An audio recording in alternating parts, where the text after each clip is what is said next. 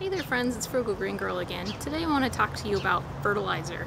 You know, fertilizers kind of become the naughty F word of the gardening, the organic gardening communities, and I don't really understand why it's regarded as so, negative of a thing to do. Not all fertilizers are created equal. There are mainly two different kinds of fertilizers. There's organic fertilizers, and then there are non-organic or chemical fertilizers. And while I understand why people want to stay away from the non-organic fertilizers, I personally don't see anything wrong with the organic fertilizers.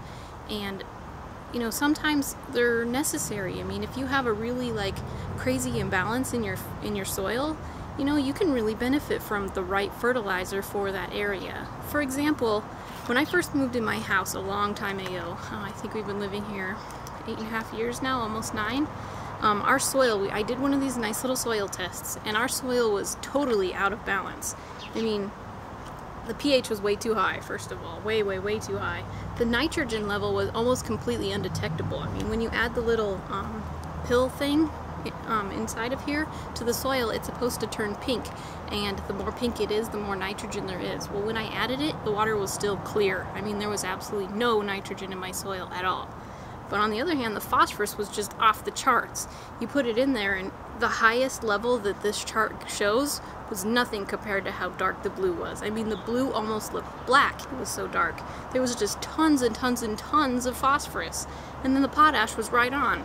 So with a soil that's that imbalanced, how are you supposed to get the right compost to make it right, It just seemed like it was totally necessary in order to add a fertilizer that had nitrogen in it but no phosphorus, because too much of certain fertilizers can do harm. Like if you have, say too much nitrogen and you're trying to grow, say, tomatoes or something that don't like too much, nitrogen. Excuse my rooster. They can actually end up with plants with tons of leaves but no flowers or fruit, because the different nutrients do different things. So you need a balance in your garden. Like the soil should have a nice high amount of nitrogen, a high amount of phosphorus, and a nice good amount of potash in order to have good leafy green growth, good fruit and flower set, and also good root growth, and disease resistance and whatnot. So I personally don't think there's anything wrong with adding fertilizer. However, chemical fertilizers can be really bad for the soil. Not only is it really easy to burn your plants, because if you add too much of it, they're oftentimes quick release. Like it's a big burst of, nutrition for your plants right away. And if you add too much of it at one time, you can do way more harm to your plants than good, And also the soil. I mean, there's a lot of research out there that's been done that shows that the soil structure is greatly damaged by chemical and non-organic fertilizers. The soil has microbes in it and worms and things that are really beneficial to the soil, but when you add a non-organic fertilizer to it, you can kill those microbes and kill and drive away those worms. So I would highly recommend staying away from chemical non-organic fertilizers. I mean, a lot of times they'll be runoff and it'll get into, the streams and the rivers and things, and eventually end up in lakes and oceans. And not only that, but it can pollute groundwater, and there's just a lot of problems with it. So I think the more sustainable choice would be to add an organic fertilizer to your soil instead, which will actually help the microorganisms. It won't hurt the worms, and they're slow release, so that will do a lot better job giving your plants the nutrition they need over the long haul. Not to mention that organic fertilizers don't have salts in them. Over time, if you were to add a non-organic fertilizer to your garden, the salt content would build up higher and higher and higher and higher, and your plants would do decreasingly well. I mean, they would just get a little worse, a little worse, a little worse, and it would just become harder and harder and harder to garden. And it increases your dependence on those chemical fertilizers to use those. So once you start using those in your yard and in your garden, basically it's a ticking time bomb. I mean, eventually it's going to become where the soil is no good. All the microorganisms are going to be gone, all the worms are going to be gone, there won't be anything aerating your soil. The salts will just become higher and higher, and it'll become basically impossible to garden in there. So that all being said, if you don't believe me, please do more research on your own and make an informed decision about what you want to put in your yard. I watched a documentary. It was kind of long, but it showed basically how fertilizers were made. And in the beginning it shows organic fertilizers, and the whole rest of the video it was non-organic. I'll post a link below in case you want to check it out. It shows how the fertilizers are made, and it'll probably scare you out of wanting to be able to put those non-organic fertilizers in your yard ever again. So I highly recommend it. If you have the time, I would definitely check that out if you can.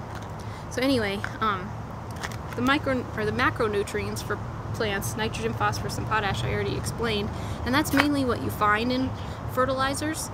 And there are lots of different types that you can add. So one choice would be blood meal. Most of the organic fertilizers are kind of gross, I'll admit that. They're not made out of chemicals, but oftentimes they're made out of byproducts from the meat packing industry, and blood meal is exactly what it sounds like. It's dried blood in a bag, but it's really good for your garden. Should you need nitrogen, it has a ratio of 12:0:0. So on the back of fertilizer bags and everything, it will always say three numbers, and the first number is nitrogen, the second number is phosphorus, and the third number is potash. So you can know exactly how much nitrogen, how much phosphorus, and how much potash there is in each fertilizer, so you can get the right one for your yard. So blood meal is a good choice. It's a little gross to work with, but that being said, at least it's not a chemical fertilizer. The second one is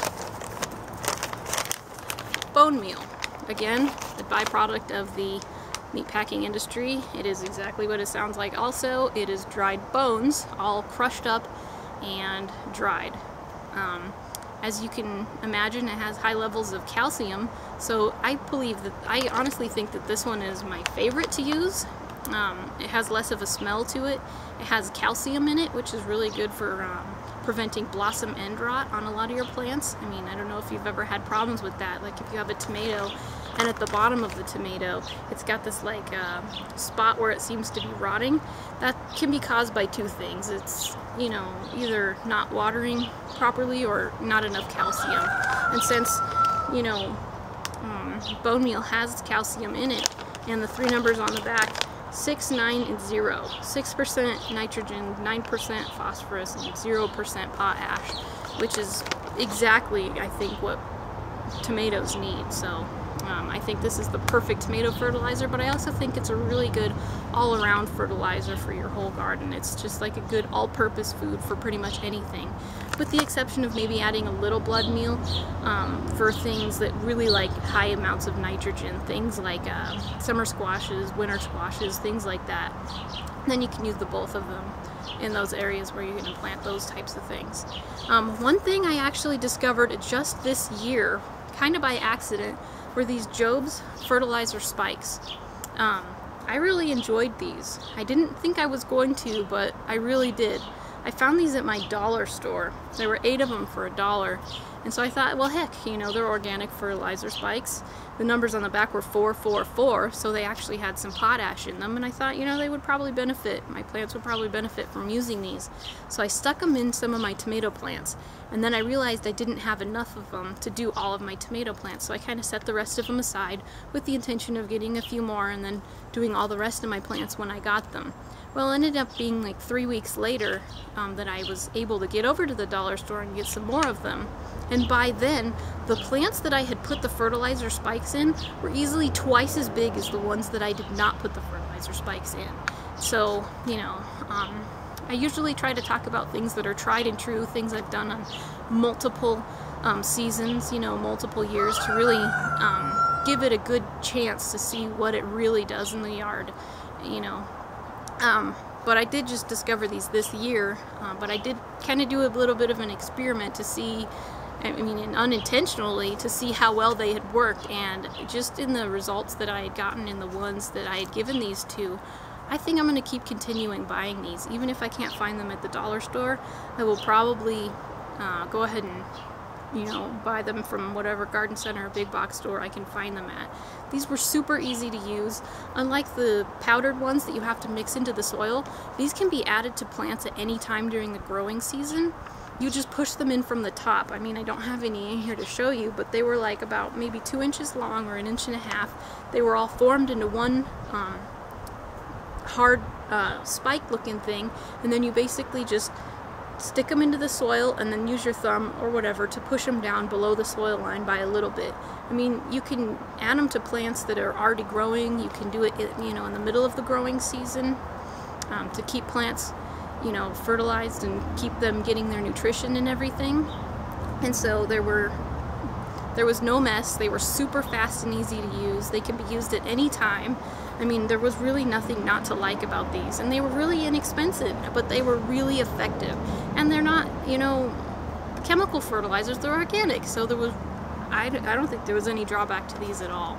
So yeah, I highly recommend these. How often you actually apply fertilizers really depends on your soil types. I mean, out of the 3 types of soil, clay, loam, and sand, clay soil actually holds on to nutrition really well. It holds on to moisture really well as well, even though it can be a little bit difficult to try to garden plants in soil that's clay because it doesn't like to drain and, you know, stuff like that. It tends to, when it dry out, crack, and that can be hard on the roots and things like that. There is a benefit to clay soil just because it does hold on to moisture really well, and it does hold on to the nutrition in the soil. So if you have clay soil, I would recommend maybe just 1 spike, maybe even 2 throughout the year, like 1 in the time when you plant them, and then maybe another one halfway through if you feel like, you know, your plants could probably use that. If not, you could even just get by with 1. If you have a loamy soil, I would probably make sure you do it twice a year, maybe even 3. And then if you have sandy soil does not hold on to nutrition very well at all.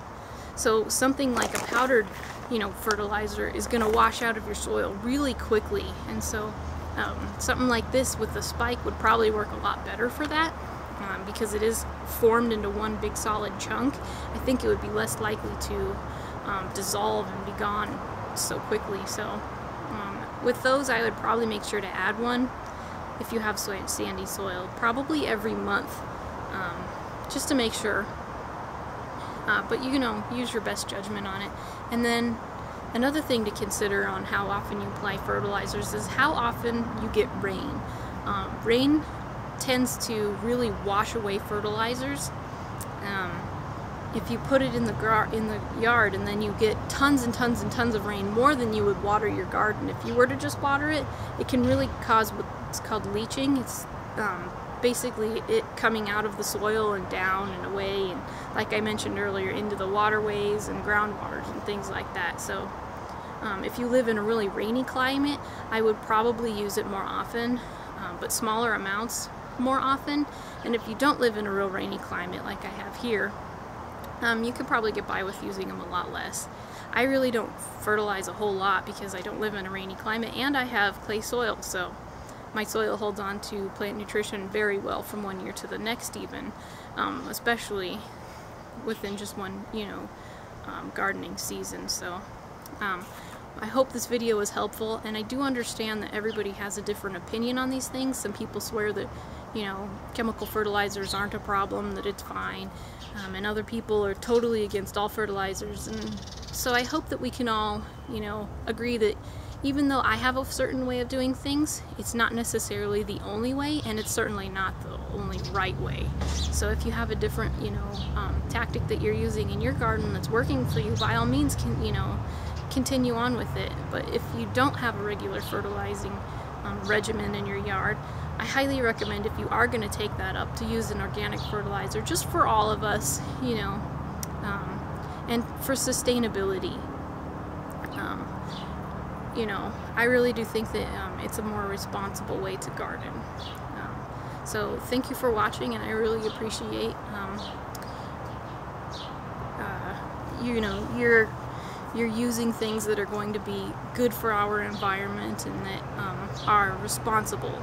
I do. If you are an organic gardener, thank you so much for what you're doing to help everyone stay healthy and, you know, not polluting our groundwater and our air and everything else. So thanks for watching. If you have any questions, feel free to ask, and if you have any comments, of course, you can add them below. Thanks.